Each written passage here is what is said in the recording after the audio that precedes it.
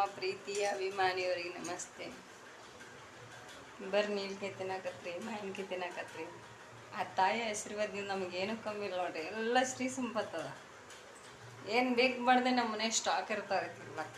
ಹಣ್ಣು, ಹಂಪಲಿ, ಮಾವಿನಕಾಯಿ, ಬಾಳೆಕಾಯಿ, ನೀಲಕಾಯಿ, ಸಫರ್ಚನ, ಸಂತ್ರ, ಮೋಸಂಬಿ ಎಲ್ಲ ತಾಯಿ ಆಶೀರ್ವಾದದಿಂದ ಎಲ್ಲ ಭಕ್ತರು ತರ್ತಾರೆ. ಪೇಡೆಡ್ ಬಾಕ್ಸ ಎಲ್ಲ ನೋಡ್ರಿ ಫ್ರೀಜ್ದಾಗ ಸುದನ.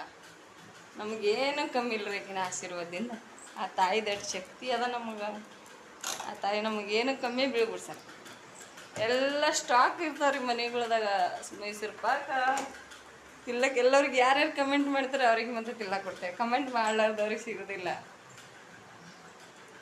ಬರ್ರಿ ಏನಾಗತ್ತೆ ನೀಲ್ಕಾಯಿ ಹೇಳ್ರಿ, ಎಲ್ಲರಿಗೆ ನೀಲ್ಕಾಯಿ ಕೊಡ್ತೀನಿ ತಿಲ್ಲಕ್ಕೆ.